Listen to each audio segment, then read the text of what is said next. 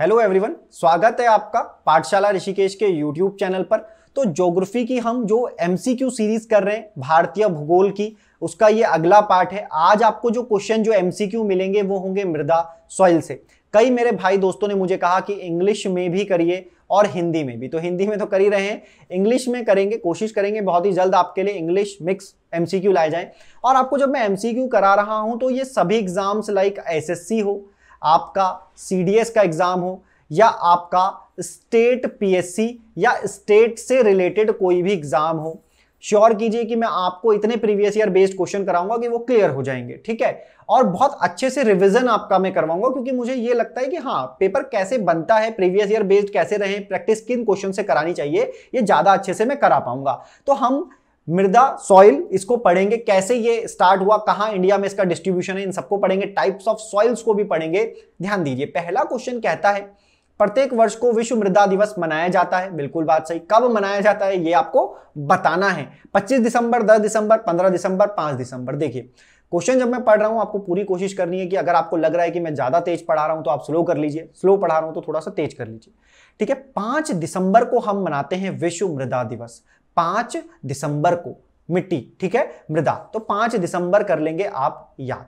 शुरुआत करते हैं अगले क्वेश्चन के साथ। मृदा मिट्टी बनती कैसे है? देखिए किसी ना किसी फॉर्मेशन के कई सारे कारक होते हैं, मिट्टी बनने के भी कारक हैं।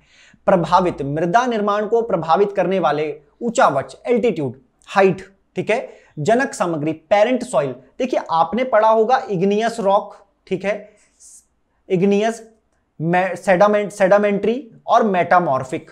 Igneous, sedimentary, metamorphic. देखिए ये एक सर्कल है कि पहले igneous, sedimentary, sedimentary metamorphic, metamorphic igneous, या ऐसा हो सकता है कि मेटामॉर्फिक डायरेक्ट सेडिमेंट्री में कन्वर्ट हो जाए। पेरेंट रॉक, आग्नेय, अवसादी, कायंत्रित चट्टाने, ठीक है। फिर किसी जगह की जलवायु कैसी है, वहां पर मिट्टी निर्माण को प्रभावित किया जाएगा, वहां की वनस्पति, और अंत में आता है समय। हर चीज में समय जो है वो एक इंपॉर्टेंट रोल प्ले करता है, एक मेजर रोल प्ले करता है। जैसे आपके सिलेक्शन में भी कि आप समय कितना दे रहे हैं, समय कितनी दे रहे हैं, कितना डिमांड, आप 8 घंटे पढ़ रहे हैं, 6 घंटे, 5 घंटे, मेहनत कितनी ईमानदारी से कर रहे हैं, इस बात पर ध्यान दिया जाता है। देखो ये है एलोवियल सॉइल, आगे पढ़ेंगे। जलोढ़ मृदा कहा जाता है जिसे, जलोढ़ मृदा, जो भारत के लगभग सबसे ज्यादा क्षेत्र में फैली हुई है। कुछ बुकों में ये 22% मिलेगा और कुछ बुकों में ये 38% के आसपास वाले हिस्से में मिलेगा। जो ये कलर आप देख रहे हैं ये है जलोढ़ मृदा का कलर। ये आपको अधिकतर उन जगहों पे देखने को मिलता है जहां पर नदियां प्रभावित होकर के आती हैं। फिर ये जो बड़ा सा आप क्षेत्र देख रहे हो ये है ब्लैक सॉइल। कौन सा सॉइल है? ये है ब्लैक, ये है ब्लैक सॉइल का एरिया, ठीक है। रेड का तो आपको पता चल ही रहा होगा। आगे चलते हैं, क्वेश्चन से मदद से समझते हैं। भारत की निम्न मिट्टियों में से कौन बेसाल्ट लावा के उपक्षय के कारण निर्मित हुई? बेसाल्ट, देखिए बेसाल्ट या कई बार ज्वालामुखी मिट्टी के नाम से भी जाना जाता है इसको। तो आप ज्वालामुखी के साथ देखेंगे जब लावा बाहर आएगा, मैग्मा निकल करके जब बाहर आ जाएगा तो लावा कहा जाएगा। उसी से जो मिट्टी मिलती है उसको कहा जाता है काली मृदा या ब्लैक सॉइल। भारत का जो दक्कन वाला हिस्सा है, दक्कन का जो पठार है, वो अपनी ब्लैक मृदा, ब्लैक सॉइल के लिए जाना जाता है। तो यही मिट्टी को, इसका एक दूसरा नाम है रेगूर मिट्टी। क्या नाम है? रेगूर मिट्टी, रेगूर सॉइल है, याद रहेगा, आसान है। चलिए भौगोलिक विस्तार देखिए, एक है भारतीय कृषि अनुसंधान संस्थान ICAR, Indian council of agriculture research, ठीक है। इसने, ये भाई साहब, इनकी स्थापना कब हुई याद कर लो, अंग्रेजों के जमाने का 1929, ठीक है। 1956 में इसने इसका निर्धारण किया कि मिट्टी कितनी है। तो मेजरली, वैसे तो 8 टाइप से मिट्टी को आप बांट सकते हो। मेजर क्या है? जलोढ़ मृदा, लाल पीली मृदा, काली या रेगूर मृदा और लेटेराइट मृदा। जिनको जलोढ़ नहीं समझ आ रहा, देखो ये है एलोवियल सॉइल, ये है एलोवियल सॉइल। लाल, रेड, काली, ब्लैक, लेटेराइट को लेटेराइट ही कहा जाता है, इस बात को आप ध्यान देंगे, ठीक है। ये उसका डिस्ट्रीब्यूशन है। आप चाहो 1956 में किया किसने? ICAR, Indian council of agriculture research. 1929 में इसका फाउंडेशन हुआ था, याद रखेंगे चीजों को। आगे चलते हैं। फिर रेगूर किसका नाम है? रेगूर मिट्टी, रेगूर किसका नाम है ये पूछा गया है। जलोढ़ मिट्टी का, लेटेराइट का, लाल का या काली का? कर देंगे आंसर। जलोढ़ करेंगे क्या? जलोढ़ करेंगे नहीं, क्या करेंगे? काली मिट्टी का नाम है रेगुर सॉइल, ठीक है। किसके लिए उपयोग है ये? कपास की खेती के लिए, और मैंने आपको बताया कि ये दक्कन के पठार में ज्यादातर पाई जाती है। चलिए, रेगुर मिट्टी सबसे ज्यादा कहां मिलती है? तो देखो ऑप्शन में, अब आप बोलोगे आप तो कहते हैं दक्कन का पठार, तो दक्कन का पठार कहां है? तो बेसिक भौतिक स्ट्रक्चर में मैंने आपको बताया कि वो है महाराष्ट्र में, महाराष्ट्र और गुजरात में भी, क्योंकि गुजरात और महाराष्ट्र अलग होकर के हुए हैं। कब अलग हुए? तो ये 1 मई 1960 को 2 राज्य बने, एक का नाम हुआ महाराष्ट्र और एक का नाम हुआ गुजरात, ठीक है, एक का नाम हुआ गुजरात। तो महाराष्ट्र में और कुछ हिस्सा गुजरात में भी रेगुर मिट्टी का, काली मिट्टी का पाया जाता है। कपास के लिए बहुत ज्यादा उपयोगी मिट्टी है। भारत की निम्नलिखित मिट्टियों में से कपास की खेती के लिए कौन सी सर्वाधिक उपयुक्त है? आंसर दे दोगे बिना देखे, बिना सोचे, अब तो बस देर भी नहीं लगेगी। रेगुर मिट्टी आ जाए या आ जाए क्या, या आ जाए काली मृदा? बोलो, सही है बात? इतनी समझ आ रही है? देखो मेरे साथ एमसीक्यू करोगे, इतने एमसीक्यू मैं करवाऊंगा हिस्ट्री, पॉलिटी, ज्योग्राफी के, कि आपकी प्रैक्टिस ज्यादा हो जाएगी। इंडियन ज्योग्राफी अगर पढ़ा है, कहीं से भी अगर तुमने पढ़ा है, तो तुमसे मैं बोल रहा हूं कि बस एमसीक्यू को इस तरह से करो कि तुम्हें चीजें समझ आ जाए। जो ना आए पर्टिकुलर टॉपिक हम उसको बहुत अच्छे से एक्सप्लेन कर देंगे। चलिए, देश की निम्नलिखित मिट्टियों में से किसे स्वतः कृषि मिट्टी कहा जाता है? स्वतः कृषि मिट्टी, या ऐसा कृषि मिट्टी जो खुद जोत लेती है, खुद को, समझ लेते हैं, मतलब उसमें खुद ही खुदाई हो जाती है, पानी गिरने के बाद धाराएं बन जाती हैं, रेखाएं बन जाती हैं, ऐसी मिट्टी। आंसर है कपास की काली मिट्टी। इसमें नमी बरकरार बनी रहती है, नमी बरकरार बनी रहती है। आइए, ठीक है, तो काली मिट्टी को कहा जाता है, ध्यान रखेंगे। इस मृदा को सिंचाई की कम आवश्यकता होती है क्योंकि वह नमी रोककर रखती है। तो देखो मैंने काली मिट्टी को क्यों लिया, क्योंकि ये सबसे ज्यादा इंपॉर्टेंट है। सबसे ज्यादा इंपॉर्टेंट क्वेश्चन इसी से बनते हैं एग्जाम में। सारे क्वेश्चन प्रीवियस ईयर बेस्ड हैं। कुछ छोटे मोटे एनसीईआरटी के फैक्ट को बना करके मैंने क्वेश्चन बना दिए हैं, जो आपको दिखेंगे भी। लेटेराइट मिट्टियों का प्राधान्य है, लेटेराइट मिट्टी। अब मेरी बात समझना, देखो काजू की खेती करनी हो, तंबाकू की खेती करनी हो, मसाले की खेती करनी हो, नारियल की खेती करनी हो, लेटेराइट मिट्टी कम उर्वर होती है, कम उत्पादक क्षमता होती है, कम उत्पादक क्षमता होती है इस मिट्टी की। किसकी? लेटेराइट मिट्टी। आ रही है बात समझ में? लेटेराइट मिट्टी की। तो कहां मिलेगी? अंग्रेज आए थे जहां, वहां सबसे पहले पुर्तगाली पहुंचे मसालों के लिए, केरल में, ठीक है। और केरल में पहुंचे तो केरल को किस नाम से जाना जाता है? मालाबार तटीय प्रदेश के नाम से जाना जाता है। भारत में निम्नलिखित में से कौन सा मृदा प्रारूप लोहे का अतिरेक होने के कारण अनउर्वर होता जा रहा है? लोहे जब अधिक मात्रा में आ जाए, आयरन जब अधिक मात्रा में आ जाए, तो कौन सी मिट्टी ऐसी है जो कम उर्वर हो रही है, या उसकी उत्पादक अनु-उर्वर या कम उत्पादक होती है? कम उत्पादकता होती है, ठीक है, ये इसका है। तो भैया लेटेराइट मिट्टी ही ऐसी मिट्टी है जो कम उत्पादक होती है, और इसका कारण है लोहे की। तो जो क्वेश्चन बनाए मैंने, क्वेश्चन जो रखे, जिस सेटअप से रखे हुए, उससे आपके नॉलेज में भी वृद्धि होगी, प्रैक्टिस भी अच्छी होगी। ये सारी बातें आपको समझ आ रही होंगी, उम्मीद करता हूं ऐसी। और ज्योग्राफी इतने प्यार से कराऊंगा कि आपको क्लियर हो जाएगी, है ना। देखिए ध्यान से, भारत में सबसे अधिक उपजाऊ मृदा कौन सी है? अभी आपने एक सवाल किया जिसमें कहा गया कम उत्पादकता, लेटेराइट। एक बच्चे को याद है, लेटी हुई मिट्टी, लेटेराइट, कुछ उत्पादकता नहीं है, आलसी मिट्टी है। अब मुझे बताओ उपजाऊ मृदा कौन सी हो जाएगी? तो अब एक बात समझना, हमने पढ़ा भारत में 22% और कुछ बुकों में थोड़ा ज्यादा के आसपास एक मृदा है जिसे हम कहते हैं जलोढ़ मृदा, ठीक है। इसी को कहते हैं एलोवियल। कुछ बच्चे कहेंगे कि इंग्लिश में बिल्कुल भी नहीं लिखते, एलोवियल सॉइल, जलोढ़ मृदा, ठीक है, जलोढ़ मृदा। देखो इसका मतलब ही है जल के द्वारा लाई गई मिट्टी, जल के द्वारा लाई गई मिट्टी, जल के द्वारा लाई गई मृदा सॉइल, ठीक है। तो देखो जो नदियों द्वारा लाई गई मिट्टी होती है ना, वो है जलोढ़ मृदा। ये जलोढ़ मृदा 2 प्रकार की होती है।